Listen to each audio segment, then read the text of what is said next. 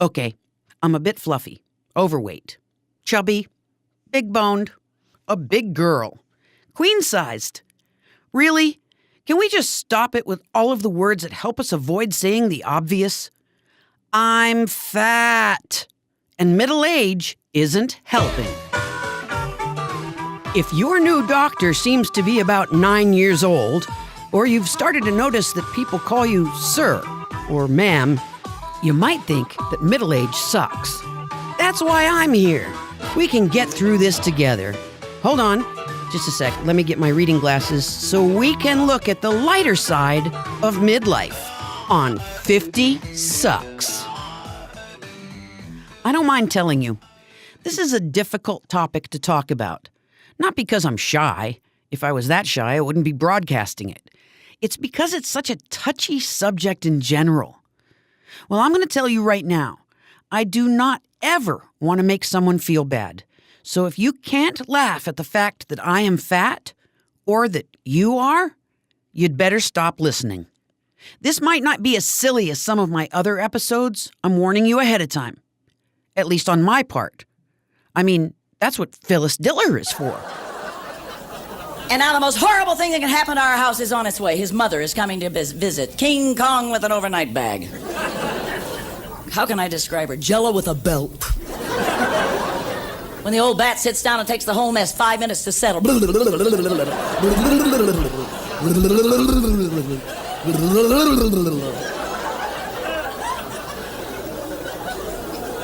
When she takes her girdle off, her feet disappear. Okay, first off, I want you to relax. If you were kind of holding back there, thinking you shouldn't laugh, well, that's a problem. Laugh.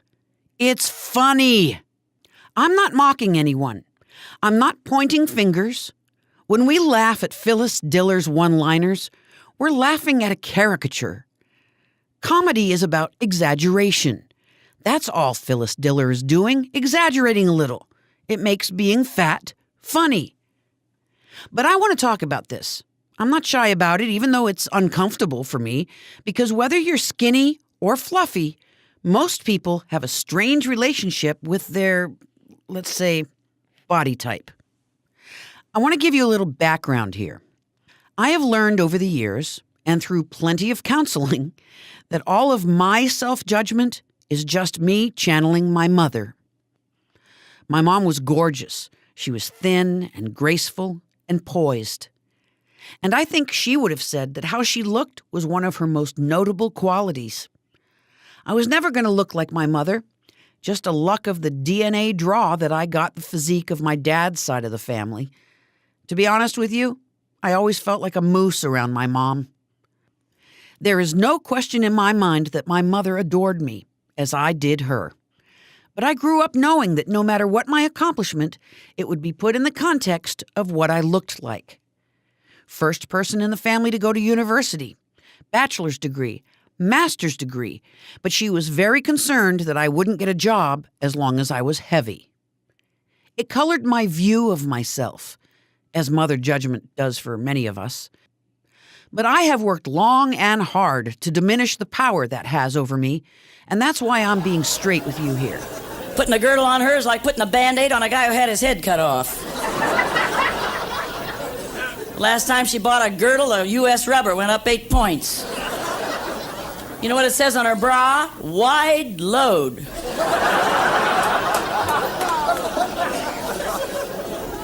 We still have a souvenir from her last visit, a Persian throw rug. She sat on the cat. I laugh at myself all the time. And I'm self-aware enough to know that what Irma Bombeck said is true. There's a thin line that separates laughter and pain, comedy and tragedy, humor and hurt. Yeah, I have struggled with body confidence for most of my life, and I've also laughed about it for just as long. But, and it's a big but, sorry, couldn't resist, this episode is hard because I don't want to hurt anyone's feelings. I don't want to make anyone feel bad about themselves or make them feel like I'm laughing at them. I certainly don't want anyone to feel superior or make thinner people think I'm encouraging them to laugh at fat people. I just want to share my own experiences navigating middle age. And this is a big one. See what I did there? Big joke. You know, I'm not trying to be a comedian in my podcasts. Not a chance. Phyllis Diller was a comedian. I'm just trying to look at the lighter side of things. We didn't have a sunken living room till she got there.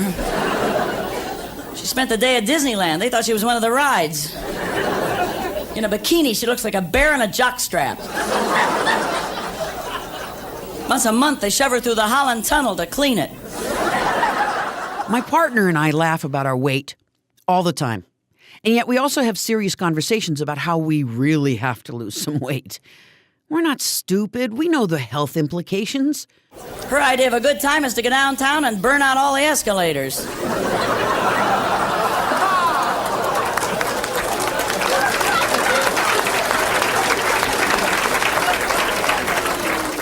She laid down in our hammock and uprooted 2 trees. If you get in an elevator with her, by God, you better be going down.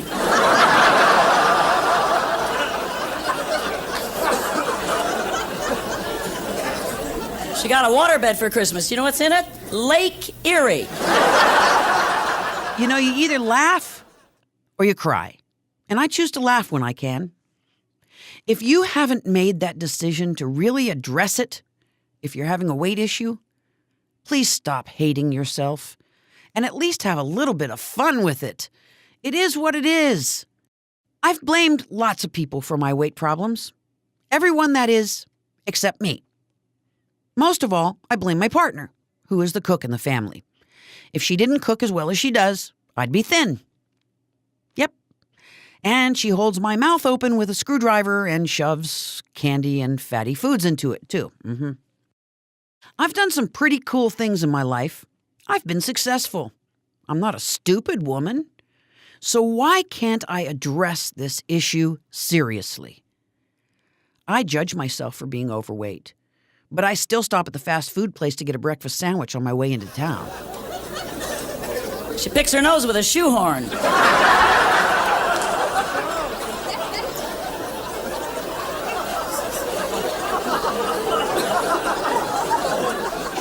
She looks like the Goodyear blimp in Heat.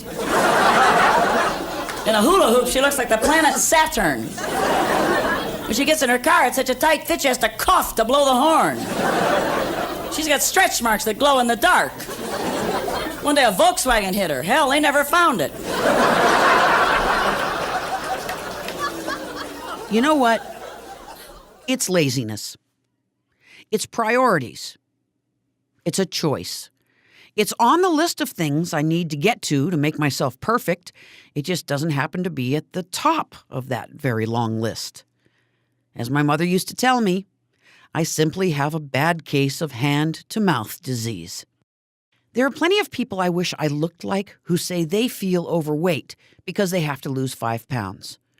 And it is true that if you have any issues with weight when you reach midlife, they're just harder to deal with because it's a scientific fact that weight control gets more difficult as you enter midlife. Weight gain is truly related to aging. I went searching for some medical facts on the matter of weight gain and midlife, hoping to have an excuse, but it didn't work. I certainly can't blame my weight issues on anything other than my own choices, but I did learn a lot. First, there's muscle mass. It's a fact that muscle mass typically diminishes with age, while fat increases. Have you ever thought to yourself, I used to be able to go to McDonald's every day, and I was always fit and trim. Now that doesn't work. That's because as you age, your muscle mass decreases, and women lose muscle mass about twice as fast as men.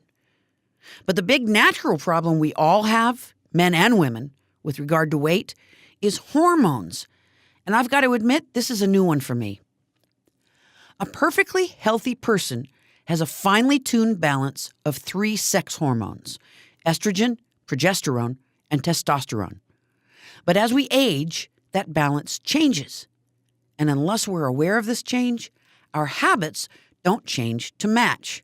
So scientifically, It's a pretty grim picture if you put it in a nutshell.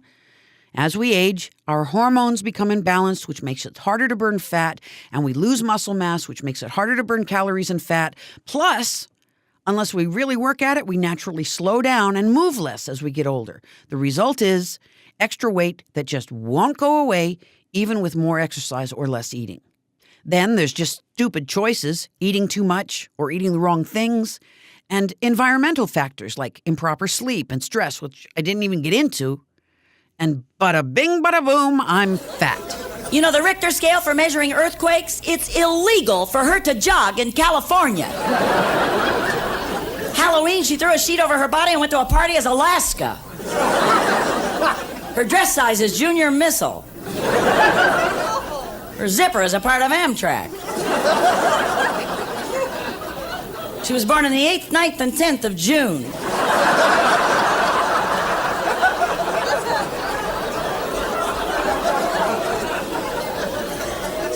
When she was a kid, her mother used to dress her alike.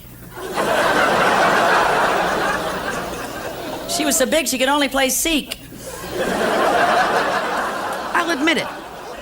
Sometimes I'm physically uncomfortable. And I'm perfectly aware of the health risks. And yes, I feel stupid saying this and not still acting urgently on it. But that's how it is. Sometimes I'm walking along and I'll see my reflection in a shop window and I'll think, oh, geez.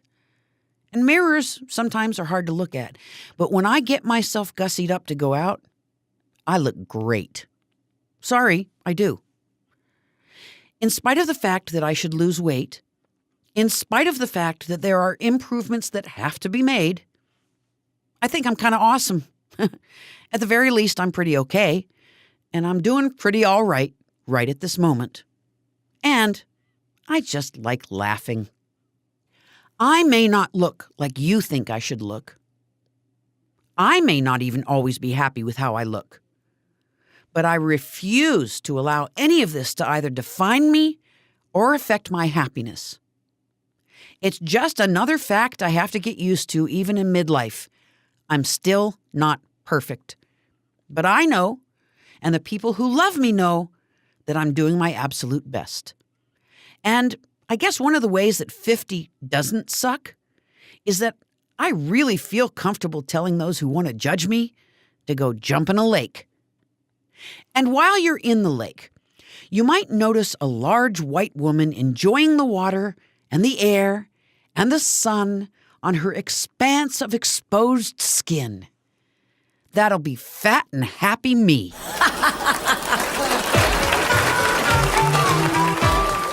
The music you heard in this episode was all by Texas Radio Fish, Woof Woof, copyright 2015, and Just One Look, copyright 2013. Both pieces are licensed under Creative Commons.